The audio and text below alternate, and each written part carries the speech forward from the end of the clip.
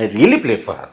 ಹೀಗೆಂದರೆ ಒಬ್ಬ ಕಲಾವಿದಗೆ ನಿಜವಾಗ್ಲೂ ಒಂದು ಒಳ್ಳೆ ಕ್ಯಾರೆಕ್ಟರ್ ಸಿಕ್ಕಾಗ ಹಿಂಗೆ ಅನ್ಸುತ್ತೆ. ನಮ್ಮ ಪ್ರೊಡ್ಯೂಸರ್ ಹೇಳ್ತಿರ್ತಾರಲ್ಲ, ಸಂಪತ್ತಿಗೆ ಸವಾಲ್ ನಿಜವಾಗ್ಲೂ ಮಂಜುಳಾ ಆ್ಯಕ್ಟ್ ಮಾಡ್ದಂಗೆ ಮಾಡ್ತಾರೆ.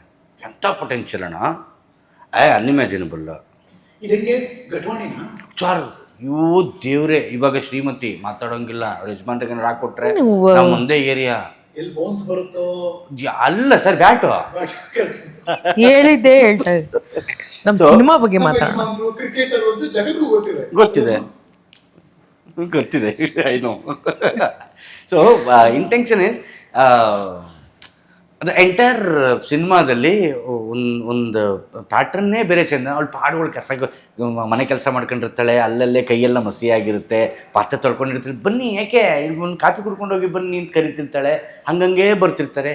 ಆ್ಯಂಡ್ ಅಷ್ಟು ರಾಗ್, ಎಷ್ಟು ನ್ಯಾಚುರಲ್ಲಾಗಿ ಮಾಡಿದೆ. ಲಂಗಾದಾವಣಿ ಅಣ್ಣ ಇಡೀ ಸಿನಿಮಾದಲ್ಲಿ ಎಷ್ಟು ಮುದ್ದ ಕಾಣುತ್ತೆ, ಭಾಳ ಚೆನ್ನಾಗಿ ಕಾಣುತ್ತೆ ಹುಡುಗಿ. ಅದೊಂದು ಜುಮ್ಕಿ ಒಲೆ ತರ ಏನೋ. ಅದು ಹಿಂಗೆ ಟೊಯ್ ಟೊಯ್ ಟೊಯ್ ಅಂತಿರ್ಬೇಕದ. Really good on you. ಚಂದ ಕಾಣ್ತೀರಾ ಅದನ್ನ ನೀವು ನೋಡೋರ್ಗೆ ರೇಟ್ ಮಾಡ್ಕೋತಾರೆ. ಹೇ, ಹಳ್ಳಿ ಸುಂದರಿ, ಹಳ್ಳಿ ಹುಡುಗಿ ಹಿಂಗಿರ್ಬೇಕಲ್ಲ.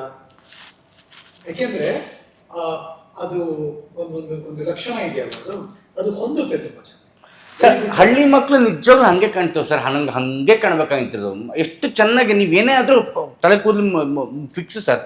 ತಲೆ ಕೂದಲಲ್ಲಿ ಒಂದು ಹೂ ಇಡಲೇಬೇಕು, ಯಾವುದೇ ಕಾರಣಕ್ಕೂ ಮಿಸ್ ಆಗೋಂಗಿಲ್ಲ. ಬೆಳಗ್ಗೆ ಎದ್ದು ಒಂದು ಹಣೆ ಕುಂಕುಮ ಇಟ್ಕೊಂಡ ತಕ್ಷಣ ಕೂದಲು ಬಿದ್ದಿರುತ್ತವೆ, ಪಟ್ಟಕ್ಕಂತ ಹಿಂಗೆ ಹಾಕೊಂಡು ಹೊರಡೋದು.